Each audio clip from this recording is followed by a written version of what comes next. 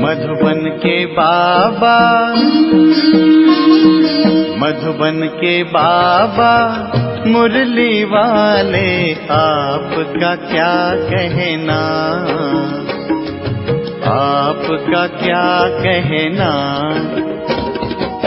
ओम शांति। आज 21 मार्च 2024 के साकार मधुर महावाक्य हैं। आज मीठे मीठे बाप दादा बोले, मीठे बच्चे, अंतर्मुखी हो, याद का अभ्यास करो, चेक करो कि आत्म अभिमानी और परमात्मा अभिमानी कितना समय रहते हैं। बाबा ने कहा, मीठे बच्चे, अंतर्मुखी हो, याद का अभ्यास करो, चेक करो कि आत्म अभिमानी और परमात्मा अभिमानी कितना समय रहते हैं। बाबा ने आज प्रश्न पूछा कि जो बच्चे एकांत में जाकर आत्म अभिमानी बनने की प्रैक्टिस करते हैं, उनकी निशानी क्या होगी। तो बाबा ने उत्तर में समझाया कि पहली निशानी, उनके मुख से कभी उल्टा सुल्टा बोल नहीं निकलेगा, और दूसरा, भाई भाई का आपस में बहुत लव होगा, सदा शीतखंड होकर रहेंगे, और तीसरा, धारणा बहुत अच्छी होगी, उनसे कोई भी कर्म नहीं होगा, और चौथा, उनकी दृष्टि बहुत मीठी होगी, कभी देह अभिमान नहीं आएगा, और पांचवी निशानी, कोई को भी दुख नहीं देंगे। ओम शांति। रूहानी बच्चों प्रति सिर्फ रूह कहेंगे तो जीव निकल जाता है, इसलिए रूहानी बच्चों प्रति रूहानी बाप समझाते हैं कि अपने को आत्मा समझना है। हम आत्माओं को बाप से ये नॉलेज मिलती है, बच्चों को देही अभिमानी हो रहना है। बाप आए ही हैं बच्चों को ले जाने के लिए। भल सतयुग में तुम आत्म अभिमानी बनते हो, परंतु परमात्मा अभिमानी नहीं। यहाँ तुम आत्म अभिमानी भी बनते हो तो परमात्मा अभिमानी भी, अर्थात हम बाप की संतान हैं। यहाँ और वहाँ में बहुत फर्क है। यहाँ है पढ़ाई और वहाँ पढ़ने की बात नहीं। यहाँ हर एक अपने को आत्मा समझता है और बाबा हमको पढ़ाते हैं। इस निश्चय में रहकर सुनेंगे तो धारणा बहुत अच्छी होगी, आत्म अभिमानी बनते जाएंगे। इस अवस्था में टिकने की मंजिल बहुत बड़ी है। सुनने में बहुत सहज लगता है। बच्चों को यही अनुभव सुनाना है कि हम कैसे अपने को आत्मा और दूसरे को भी आत्मा समझ बात करते हैं। बाप कहते हैं, मैं भल इस शरीर में हूँ, परंतु मेरी ये असल की प्रैक्टिस है। मैं बच्चों को आत्मा ही समझता हूँ, आत्मा को पढ़ाता हूँ। भक्ति मार्ग में भी आत्मा पाठ बजाती आई है, पाठ बजाते बजाते पतित बनी है। अब फिर आत्मा को पवित्र बनना है। सो जब तक बाप को परमात्मा समझकर याद नहीं करेंगे तो पवित्र कैसे बनेंगे। इस पर बच्चों को बहुत अंतर्मुखी हो, याद का अभ्यास करना है। नॉलेज सहज है, बाकी यह निश्चय पक्का रहे कि हम आत्मा पढ़ते हैं, बाबा हमको पढ़ाते हैं तो धारणा भी होगी और कोई विकर्म नहीं होगा। ऐसे नहीं कि इस समय हमसे कोई विकर्म नहीं होता है। विकर्माजीत तो अंत में बनेंगे। भाई भाई की दृष्टि बहुत मीठी रहती है, इसमें कभी देह अभिमान नहीं आएगा। बच्चे समझते हैं बाप की नॉलेज बड़ी डीप है। अगर ऊंच ते ऊंच बनना है तो ये प्रैक्टिस अच्छी रीति करनी पड़े, इस पर गौर करना पड़े। अंतर्मुखी होने के लिए एकांत भी चाहिए। यहाँ जैसा एकांत घर में धंधा दौरी में तो मिल ना सके, यहाँ तुम ये प्रैक्टिस बहुत अच्छी कर सकते हो। आत्मा को ही देखना पड़े, अपने को भी आत्मा समझना है। ये प्रैक्टिस यहाँ करने से आदत पड़ जाएगी। फिर अपना चार्ट भी रखना चाहिए कि कहाँ तक आत्म अभिमानी बने हैं। आत्मा को ही हम सुनाते हैं, उनसे ही बातचीत करते हैं। ये प्रैक्टिस बहुत अच्छी चाहिए। बच्चे समझते होंगे कि ये बात तो ठीक है, देह अभिमान निकल जाए और हम आत्म अभिमानी बन जाएं, धारणा करते और कराते जाएं। कोशिश कर अपने को आत्मा समझ, बाप को याद करना। यह चार्ट बड़ा डीप है, बड़े बड़े महारथी भी समझते होंगे कि बाबा जो दिन प्रतिदिन सब्जेक्ट देते हैं विचार सागर मंथन करने के लिए, ये तो बहुत बड़ी पॉइंट्स है।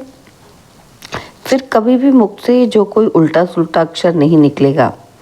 भाइयों भाइयों का आपस में बहुत लव हो जाएगा। हम सब ईश्वर की संतान हैं। बाप की महिमा को तो जानते ही हो। श्री कृष्ण की महिमा अलग, उनको कहते हैं सर्वगुण संपन्न। परंतु श्री कृष्ण के पास गुण कहाँ से आए? भल उनकी महिमा अलग है, परंतु सर्वगुण संपन्न बना तो ज्ञान सागर बाप से ही ना।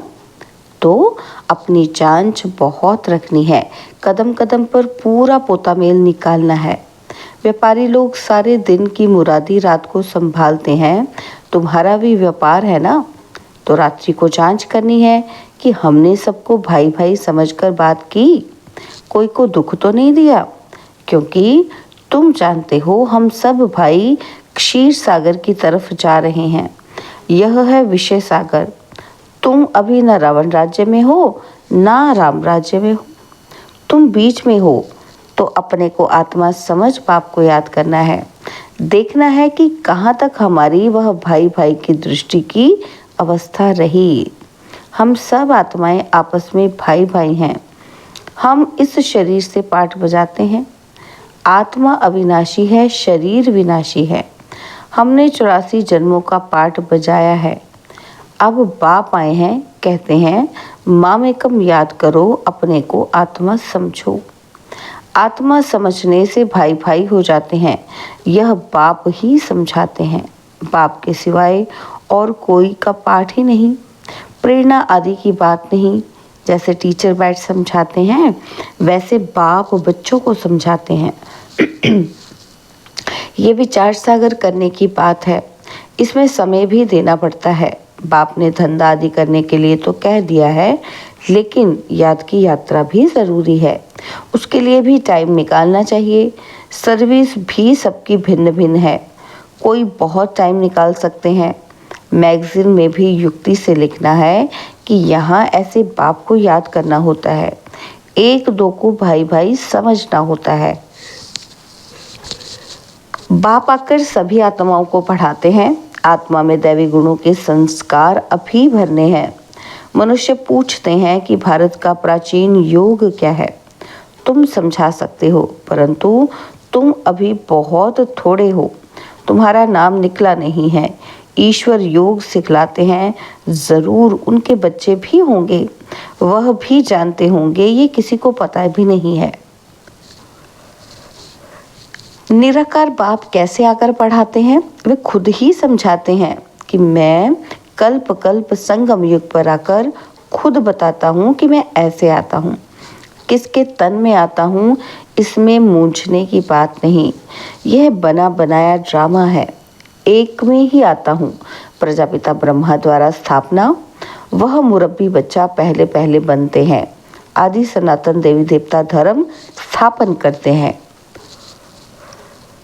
फिर वही पहले नंबर में आते हैं। इस चित्र पर समझानी बहुत अच्छी है। ब्रह्मा सो विष्णु, विष्णु सो ब्रह्मा कैसे बनते हैं, यह और कोई समझा ना सके। समझाने की युक्ति चाहिए। अभी तुम जानते हो बाबा कैसे देवता धर्म की स्थापना कर रहे हैं, कैसे चक्र फिरता है। इन बातों को और कोई जान न सके, तो बाप कहते हैं ऐसे ऐसे युक्ति से लिखो। यथार्थ योग कौन सिखला सकते हैं, यह मालूम पड़ जाए तो तुम्हारे पास ढेर आ जाएं। इतने बड़े आश्रम जो है सब हिले लग पड़ेंगे। यह पिछाड़ी को होना है, फिर वंडर खाएंगे कि इतनी सब संस्थाएं भक्ति मार्ग की हैं, ज्ञान मार्ग की एक भी नहीं। तभी तुम्हारी विजय होगी। यह भी तुम जानते हो कि हर 5000 वर्ष के बाद बाप आते हैं। बाप द्वारा तुम सीख रहे हो, औरों को सिखलाते हो। कैसे किसी को लिखत में समझाना है, ये सब कल्प कल्प युक्तियाँ निकलती हैं जो बहुतों को पता पड़ जाता है। सिवाय बाप के एक धर्म की स्थापना कोई कर नहीं सकता। तुम जानते हो, उस तरफ है रावण और इस तरफ है राम। रावण पर तुम जीत पाते हो, वह सब है रावण संप्रदाय। तुम ईश्वरीय संप्रदाय बहुत थोड़े हो। भक्ति का कितना शो है, जहाँ जहाँ पानी है वहाँ मेला लगता है। कितना खर्चा करते हैं, कितने डूबते मरते हैं, यहाँ तो ऐसी बात ही नहीं। फिर भी बाप कहते हैं, आश्चर्यवत मेरे को पहचानती, सुनंती, सुनावंती, पवित्र रहंती, फिर भी अहो माया तेरे द्वारा हार खावंती। कल्प कल्प ऐसे होता है, हार खावंती भी होते हैं। माया के साथ युद्ध है, माया का भी प्रभाव है। भक्ति को तो हिलना ही है। आधा कल्प तुम प्रारब्ध भोगते हो, फिर रावण राज्य से भक्ति शुरू होती है। उनकी निशानियां भी कायम है। विकार में जाते हैं, फिर देवता तो रहे नहीं। कैसे विकारी बनते हैं ये दुनिया में कोई जानते नहीं।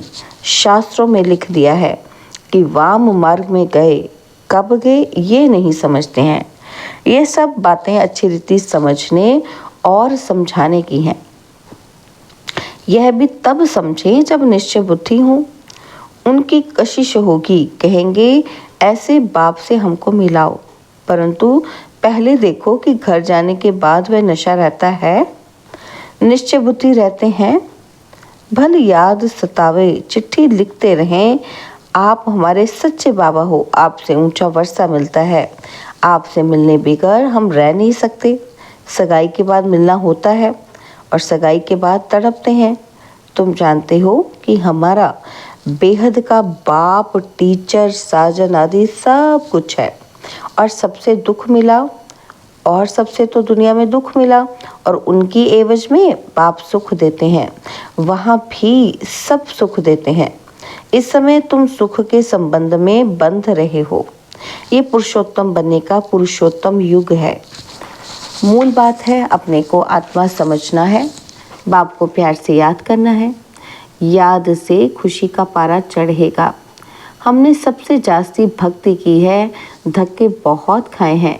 अब बाप आया है वापस ले जाने, तो ज़रूर पवित्र बनना है, दैवी गुण धारण करने हैं, पोता मेल रखना है। सारे दिन में कितने को बाप का परिचय दिया। बाप का परिचय देने बगैर सुख नहीं आता, तड़फन लग पड़ती है। यज्ञ में बहुत विघ्न भी पड़ते हैं, मारे खाते हैं, और कोई सत्संग नहीं जहाँ पवित्रता की बात हो। यहाँ तुम पवित्र बनते हो तो असुर लोग विघ्न डालते हैं। पावन बनकर घर जाना है, संस्कार आत्मा ले जाती है। कहते हैं युद्ध के मैदान में मरेंगे तो स्वर्ग में जाएंगे, इसलिए खुशी से लड़ाई में जाते हैं। तुम्हारे पास कमांडर, मेजर, सिपाही आदि कहाँ कहाँ से आते हैं, स्वर्ग में कैसे जाएंगे? लड़ाई के मैदान में मित्र संबंधी याद आते हैं।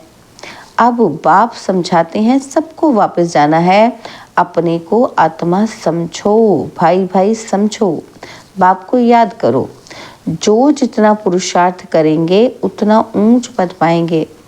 वो लोग कहते हैं कि हम भाई भाई हैं, परंतु अर्थ नहीं जानते, बाप को ही नहीं जानते। लोग समझते हैं कि हम निष्काम सेवा करते हैं, हमको फल की इच्छा नहीं, परंतु फल तो ज़रूर मिलना है। निष्काम सेवा तो एक बाप ही करते हैं। बच्चे जानते हैं बाप की कितनी ग्लानि की है, देवताओं की भी ग्लानि की है। अब देवताएं किसी की हिंसा तो कर नहीं सकते, यहाँ तो तुम डबल अहिंसक बनते हो। न काम कटारी चलाना, न क्रोध करना। क्रोध भी बड़ा विकार है। कहते हैं बच्चों पर बहुत क्रोध किया। बाप समझाते हैं थप्पड़ आदि कभी भी नहीं मारना, वह भी भाई हैं, उनमें भी आत्मा है। आत्मा छोटी बड़ी नहीं होती है, ये बच्चा नहीं परंतु तुम्हारा छोटा भाई है। आत्मा समझना है, छोटे भाई को मारना नहीं चाहिए। इसलिए श्री कृष्ण के लिए दिखाते हैं कि ओखरी से बांधा। वास्तव में ऐसी बातें हैं नहीं, यह भिन्न भिन्न शिक्षाएं हैं। बाकी श्री कृष्ण को क्या परवाह पड़ी है माखन की। वह महिमा भी करते हैं उल्टी चोरी की, और तुम महिमा करेंगे उल्टी। तुम कहेंगे कि वो तो सर्वगुण संपन्न 16 कला संपूर्ण है, परंतु ये ग्लानि की भी ड्रामा में नूंद है। अभी सब तमो प्रधान बन पड़े हैं। पाप आकर सतो प्रधान बनाते हैं। पढ़ाने वाला है बेहद का पाप, उनकी मत पर चलना पड़े। डिफिकल्ट से डिफिकल्ट ये सब्जेक्ट है। पद भी तुम कितना ऊंच पाते हो। अगर सहज हो तो सब इस इम्तिहान में लग जाए। इसमें बड़ी मेहनत है। देह अभिमान आने से विकर्म बन जाएंगे, इसलिए छुई मुई का दृष्टांत है। बाप को याद करने से तुम खड़े हो जाएंगे और भूलने से कुछ न कुछ भूल हो जाएगी। पद भी कम हो पड़ता है। शिक्षा तो सबको दी है, जिसकी बाद में गीता बनाई है। गरुड़ पुराण में रोचक बातें लिखी हैं जो मनुष्यों को डर लगे। रावण राज्य में पाप तो होते ही हैं, क्योंकि है ही कांटों का जंगल। बाप कहते हैं दृष्टि को भी बदलना है। तुम बहुत समय से हिरे हुए हैं, इसलिए शरीर की तरफ प्यार चला जाता है। विनाशी चीज से प्यार रखने से फायदा ही क्या। अविनाशी से प्यार रखने में अविनाशी बन जाता है। बच्चों को यही डायरेक्शन है। उठते बैठते चलते फिरते बाप को याद करो। अच्छा, मीठे मीठे सिकिलदे बच्चों प्रति माता पिता, बाप दादा का याद प्यार और गुड मॉर्निंग। रूहानी बाप की रूहानी बच्चों को नमस्ते। हम रूहानी बच्चों की रूहानी बाप दादाजी को दिलवा जान सिकवा प्रेम से नमस्ते। ओम शांति। प्यारे बाबा, मीठे बाबा, मेरे बाबा, शुक्रिया बाबा, शुक्रिया बाबा, शुक्रिया। धारणा के लिए मुख्य सार है। पहला पॉइंट है, शरीर विनाशी है, उससे प्यार निकाल। अविनाशी आत्मा से प्यार रखना है। अविनाशी बाप को याद करना है। आत्मा भाई भाई है, हम भाई से बात करते हैं, यह अभ्यास करना है। और सेकंड पॉइंट है, विचार सागर मंथन कर अपनी ऐसी अवस्था बनानी है जो मुख से कभी कोई उल्टा सुल्टा बोल ना निकले। कदम कदम पर अपना पोता मेल चेक करना है। बाबा ने हमें वरदान दिया, निमित्त और निर्माण भाव से सेवा करने वाले श्रेष्ठ सफलता मूर्त भव। निमित्त और निर्माण भाव से सेवा करने वाले श्रेष्ठ सफलता मूर्त भव। सेवाधारी अर्थात सदा बाप समान निमित्त बनने और निर्माण रहने वाले। निर्माणता ही श्रेष्ठ सफलता का साधन है। किसी भी सेवा में सफलता प्राप्त करने के लिए नम्रता भाव और निमित्त भाव धारण करो। इससे सेवा में सदा मौज का अनुभव करेंगे। सेवा में कभी थकावट नहीं होगी। कोई भी सेवा मिले, लेकिन इन दो विशेषताओं से सफलता को पाते सफलता स्वरूप बन जाएंगे। स्लोगन है, सेकंड में विदेही बनने का अभ्यास हो तो सूर्यवंशी में आ जाएंगे।